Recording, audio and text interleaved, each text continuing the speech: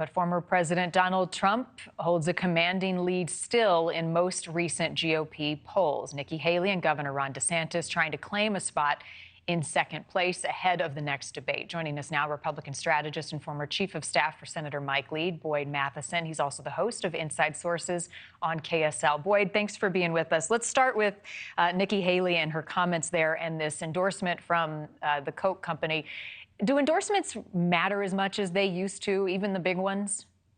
I don't know that the endorsement itself matters as much as the money behind it that actually matters. It really gives the Haley campaign the finances they're going to need to take the message to the next level.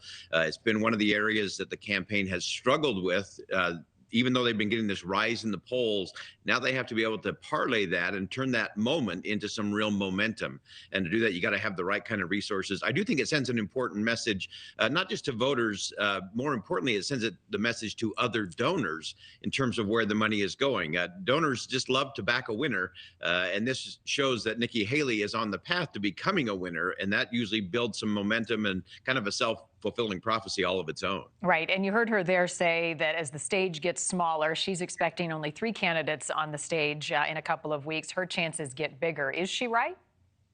Yeah, I think she is right, because the conversation will get much more focused. The detail in terms of policy becomes bigger. And I think that's where she really shines. She's proven that she can talk about policy in specific ways. She's also an example of world events shaping the conversation in terms of campaigns, things that are beyond campaign control. But the fact that we're dealing with things in Ukraine and the Middle East really kind of showcase her differentiating factors, which are important in this kind of race. And so she does have this moment to do that. And again, trying to get that momentum, 48 days to the Iowa caucus, and she's definitely on the rise. And it has caused the other campaigns to start swinging at her more specifically, or flailing at her in some of these things. We know the DeSantis campaign came out and said any donation to the Haley campaign is a proxy donation to the Trump campaign. And that kind of flailing signal also shows that some of the other candidates are getting more nervous about Nikki Haley's rise and the strength she has going into those crucial states of Iowa, New Hampshire, and South Carolina. Speaking of Iowa, Ron DeSantis is spending a lot of time there. His plan is to visit all of the counties by the time we hit the Iowa caucuses 50 days from now. Talk about his ground game and how he might be able to inch out some success on the ground there. Yeah, and he really has shifted that tactic. You know, he came into the campaign with high expectations and a whole lot of money, and they burned through a lot of both of those, opportunity and money. Those are the big costs in a campaign, and we're really flailing a lot, and their poll numbers have been indicative of that. He will reach an interesting milestone over the weekend. He will hit all 99 counties in Iowa. That's a path that folks like Ted Cruz and others who've been successful in Iowa in the past have used as a marker that, hey, I'm willing to go to all 99 counties in Iowa to make my case. And so he's pouring in even more of his funds there. He's had some internal disputes going on in terms of how they're dealing with Nikki Haley and what they're actually doing in terms of messaging.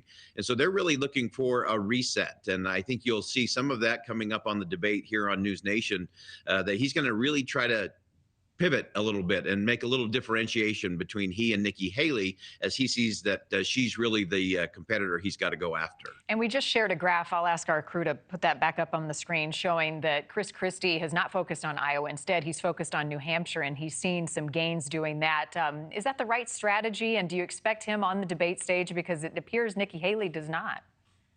Yeah, I think he will make it onto this particular debate stage, but he is clearly focusing on New Hampshire. That has always been his game from the beginning. He knew he was not going to do particularly well in Iowa, and so he's really channeled that. I think he's almost taken residency up there in New Hampshire. They may start charging him some taxes up there, but that is definitely his game. And as you look at those numbers, I think it's really important to point out, Marni, a lot of people have been saying that, you know, this is all over. The former President Trump is so far ahead in Iowa and New Hampshire and South Carolina that this is all just window dressing. It's all over.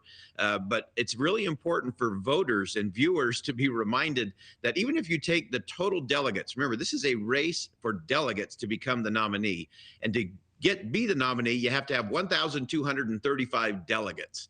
The total from those 3 states is 112. So less than 10% of the delegates you need to become the nominee for the Republicans will be decided in Iowa, New Hampshire, and South Carolina. And so everyone who's saying this is over, it's sort of like saying 6 minutes into a football game that we should just stop playing because it's over. Thank you for watching. Go to newsnationnow.com to find NewsNation on your television provider. And don't forget to click the red subscribe button below to get more of NewsNation's fact-driven, unbiased coverage.